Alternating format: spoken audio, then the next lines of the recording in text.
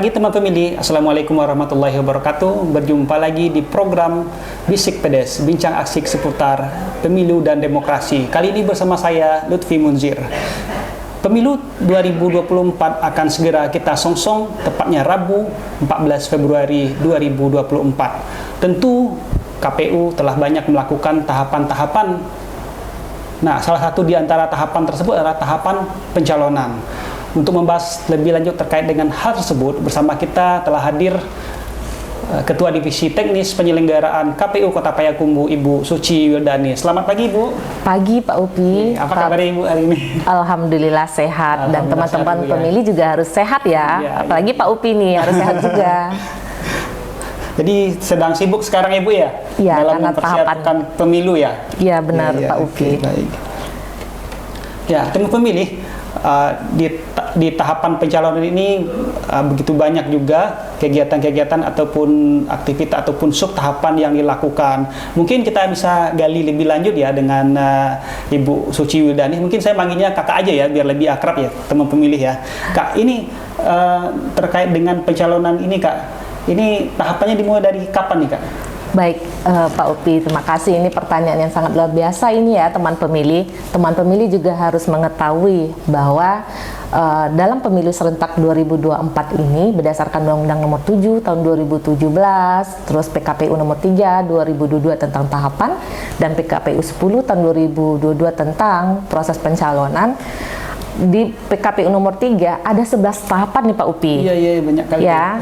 Nah, untuk pencalonan ini adalah tahapan ke-6. Nah, baru separuh dari 11 tahapan ini. Yang pertama tentu seperti yang kita ketahui adalah perencanaan. Yang kedua itu ada pemutakhiran data pemilih. Ya, yang ketiga itu adalah pendaftaran dan formin partai politik. Yang keempat itu penetapan peserta pemilunya. Yang kelima itu adalah penetapan dapil. Yang keenam baru ini pencalonan. Jadi yang keenam pencalonan sampai nanti pungut hitung dan penetapan hasilnya. Gitu Pak Upi. Oke. Jadi pencalonan ini bagaimana sih prosedurnya Kak? Nah, teman pemilih, pencalonan ini kalau kita melihat apa sih ini pencalonan ya, itu adalah serangkaian proses yang dilakukan oleh KPU dalam hal proses pencalonan, pendaftaran peserta pemilu ya, yang dilakukan oleh KPU secara azasnya, yaitu azasnya mandiri, jujur, adil, akuntabel, berkepastian hukum. Ya, tentu efektif, efisien itu adalah azas dasarnya KPU untuk menyelenggarakan proses tahapan pencalonan ini Pak Upi. Karena kalau tidak melaksanakan sesuai dengan azas, tentu KPU tidak akan profesional ya melaksanakan tahapan tersebut. Gitu Pak Upi. Jadi kalau untuk pencalonan ini yang dicalonkan siapa nih Kak?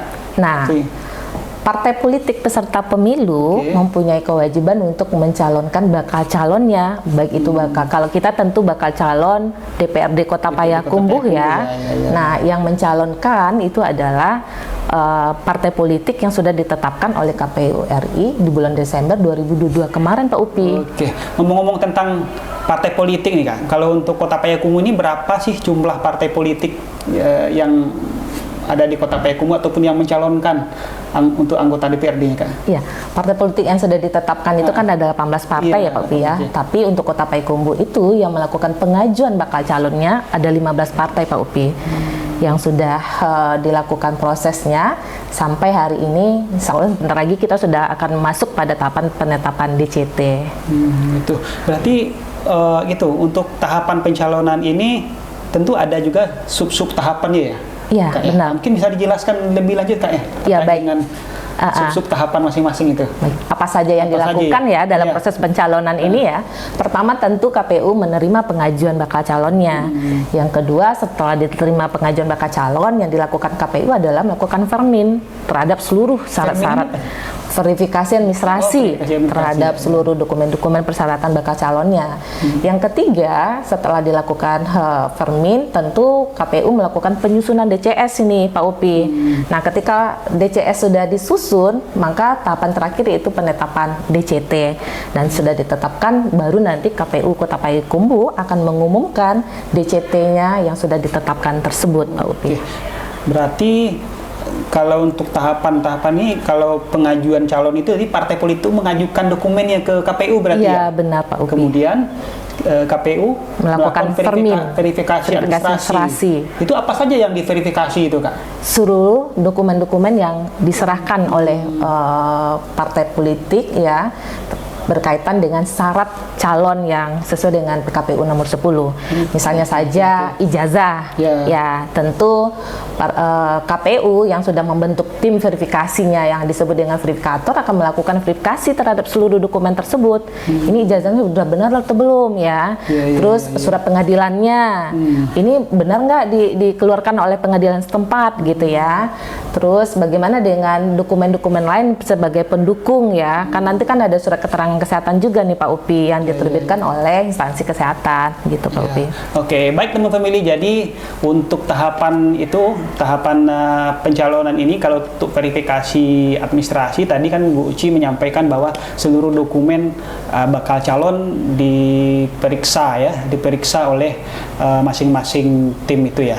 Berarti ada berapa tim itu Pak Bu Uci? Kota Payakumbuh itu dari proses tim awal pengajuan bakal calon itu sudah membentuk 4 tim verifikator ya. Nah, tim verifikator inilah yang punya kewajiban untuk melakukan verifikasi sesuai dengan azas yang tadi ya Pak Upi. Tentu harus jujur, adil, berkepastian hukum, mandiri ya, terus efektif, efisien. Itu juga melekat kepada tim verifikator gitu. Oke.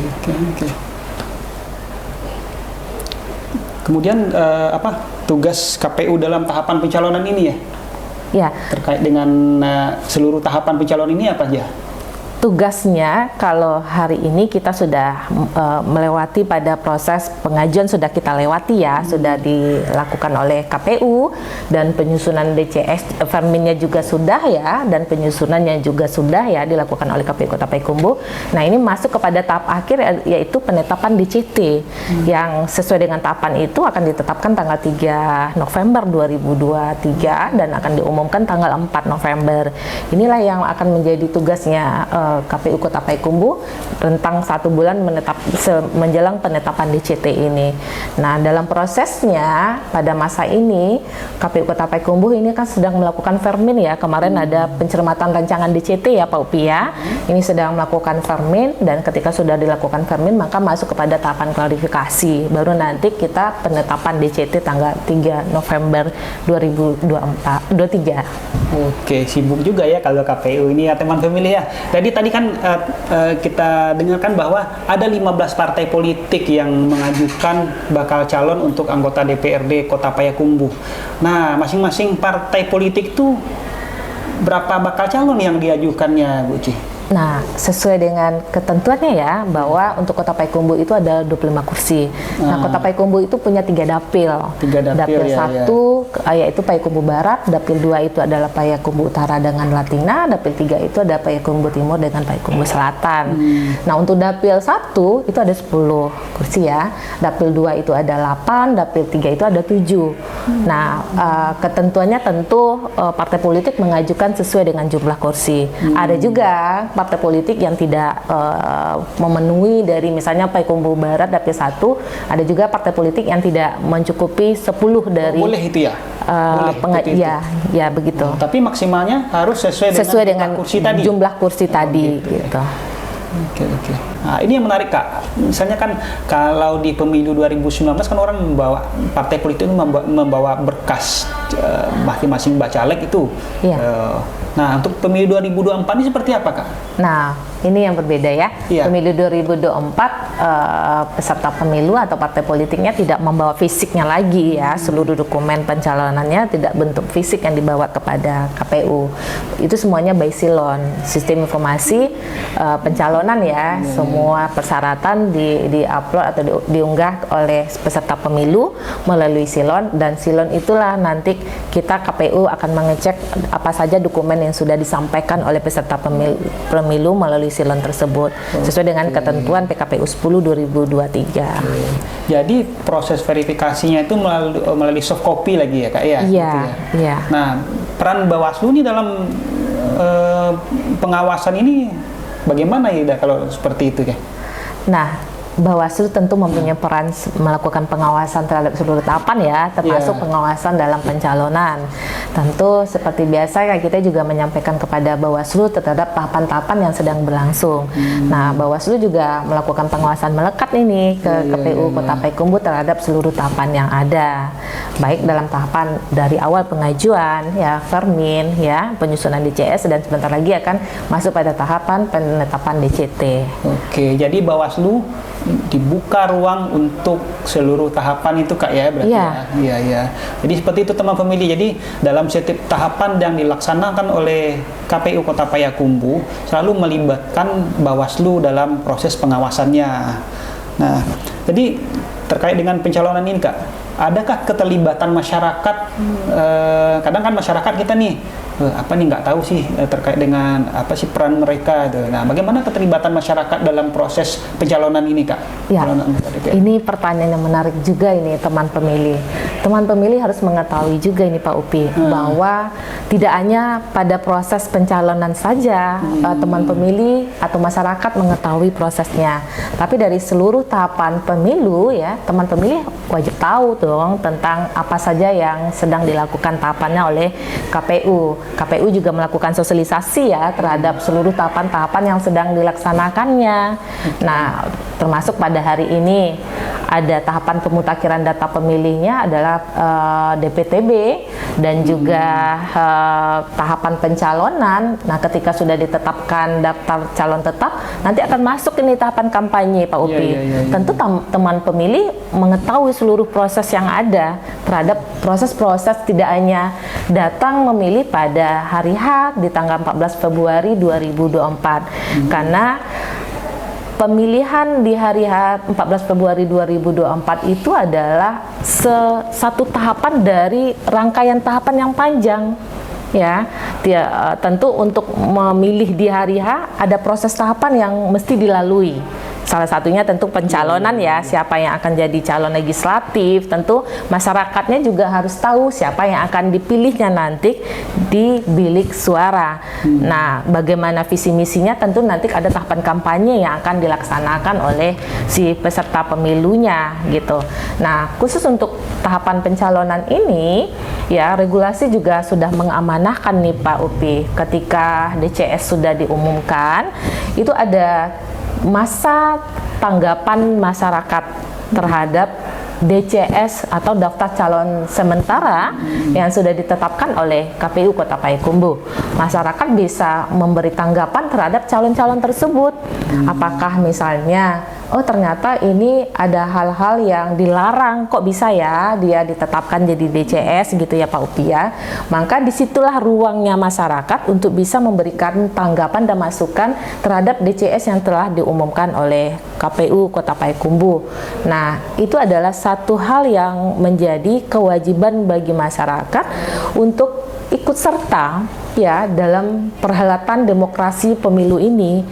Ya, ikut sertanya tidak hanya datang memilih pada hari H saja, tapi mengetahui proses yang ada. Dan seperti tadi yang Pak Upi sampaikan bahwa dalam tahapan ini juga ada Bawaslu ya. Kalau ada tahapan atau prosesnya itu yang tidak sesuai, maka masyarakat juga bisa menyampaikan kepada Bawaslu juga dan mencermati apa yang sedang dilaksanakan tahapannya oleh KPU Kota Payakumbuh. Begitu Pak Upi. Berarti kalau untuk tanggapan masyarakat itu harus dilakukan sesuai dengan prosedur juga Ibu ya? Iya. Nah, berarti kan harus bisa melalui KPU ataupun kalau melalui Bawaslu juga bisa terhadap temuan-temuan yang didapatkan ataupun diketahui oleh masyarakat. Nah, sekarang tahapan pencalonan ini sudah sampai tahap kemana? Tahap mana itu, Kak? Hari ini tahapan pencalonan kita sudah selesai melaksanakan tahapan rancangan DCT dan tahapannya sampai nanti tanggal 18 kita ini melakukan Vermin ini Pak Upi terhadap rancangan DCT, perubahan yang dilakukan oleh peserta pemilu terhadap dokumen-dokumen bakal calon yang mereka serahkan ke kita. Ya, setelah itu kita lakukan klarifikasi ini, karena masalah rancangan DCT itu kan salah satunya peserta pemilu bisa mengganti ya bacaleknya yang kemarin sudah ditetapkan di DCS, bisa diganti pada masa rancangan DCT kemarin. Nah, kalau ada tentu kita KPU Kota Payakumbuh melakukan vermin terhadap dokumen-dokumen bacalek tersebut, dan setelah itu kita lakukan klarifikasi kalau ada hal-hal yang mesti kita lakukan klarifikasi, dan tanggal 3 November kita akan menetapkan menjadi DCT. Begitu Pak Upi. Nanti berarti DCT ini diumumkan kapan, Kak? Diumumkan tanggal 4 November dan ditetapkan tanggal 3 November. Ya. Berarti gimana sih diumumkan nanti nih? Nanti media-medianya juga ditentukan oleh KPU Kota Payakumbuh ya.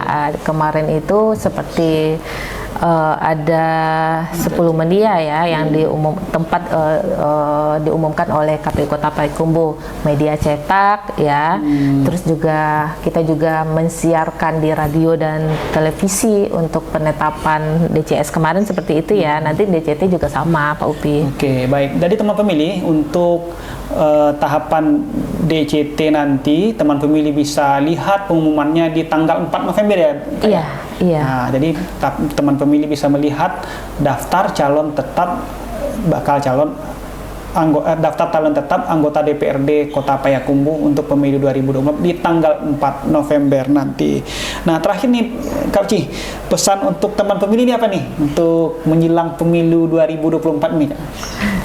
Tentu harapannya KPU sebagai penyelenggara teknis ini cukup banyak ya kepada teman pemilih, karena ada 3 hal yang mesti ada tertunai dalam proses demokrasi ini. Pertama, adanya penyelenggaranya Pak Upi. Siapa itu penyelenggara? Ada KPU, Bawaslu ya, ada di KPP. Yang kedua, ada pesertanya Pak Upi. Ya. Yang ketiga itu ada pemilihnya. Kalau pemilihnya tidak ada, tentu tidak bisa terlaksana pemilu ini Pak Upi. Nah, maka melalui kanalnya YouTube-nya KPU Kota Payakumbuh, kami KPU Kota Payakumbuh juga menghimbau kepada seluruh teman pemilih berperan aktif dalam mensukseskan pemilu serentak 2024 di KPU Kota Payakumbuh. Pastikan teman pemilih sudah terdaftar di DPT dan menggunakan hak pilihnya nanti di tanggal 14 Februari 2024 di TPS yang sudah terdaftar. Nah, sebelum itu rangkaian panjangnya tentu teman pemilih harus melihat ya, memahami, mengetahui tahapan-tahapan yang sedang berlangsung dari 11 tahapan pemilu serentak yang dilaksanakan oleh KPU, terkhusus untuk kami di KPU Kota Payakumbuh dalam pemilihan anggota DPRD Kota Payakumbuh 2024. Nah, mari bersama-sama dengan KPU Kota Payakumbuh ya menunaikan pelaksanaan tahapan tersebut ya, dan melihat ya, dan juga mengetahui apa saja tahapan yang sedang berlangsung di KPU Kota Payakumbuh melalui kanal YouTube-nya KPU Kota Payakumbuh dan juga Instagram-nya KPU Kota Payakumbuh, Facebook-nya KPU Kota Payakumbuh, dan Twitter-nya KPU Kota Payakumbuh. Apalagi teman-teman pemilih harus mempunyai peran yang aktif ya terhadap pemilu serentak 2024. Suara pemilih atau suara teman pemilih menentukan masa depan Indonesia 5 tahun ke depannya. Mau bagaimana Indonesia 5 tahun ke depan ada pada suara teman pemilih. Mari datang ke TPS 14 Februari 2024. Oke, luar biasa. Terima kasih Ibu Uci. Ada yang penjelasan yang sudah panjang lebar terkait dengan pencalonan, terkait dengan tahapan-tahapan di pencalonan dan harapan di pemilu 2024 kali ini. Terima kasih Kak Uci. Terima kasih kembali dan terima kasih pada teman pemilih sudah menonton siaran ini. Semoga ini bermanfaat bagi kemajuan demokrasi di Indonesia, terkhususnya untuk Kota Payakumbuh. Dan teman pemilih, jangan lupa untuk like, subscribe, comment, and share YouTube KPU Kota Payakumbuh dengan nama KPU Kota Payakumbuh. Kemudian mengikuti perkembangan informasi di media sosial KPU Kota Payakumbuh, ada Facebook KPU Kota Payakumbuh dan Instagram @kpu.payakumbuh. Demikian podcast kita pada kesempatan hari ini. Sampai berjumpa kembali di Bisik Pedas, bincang asik seputar pemilu dan demokrasi selanjutnya. Sampai jumpa.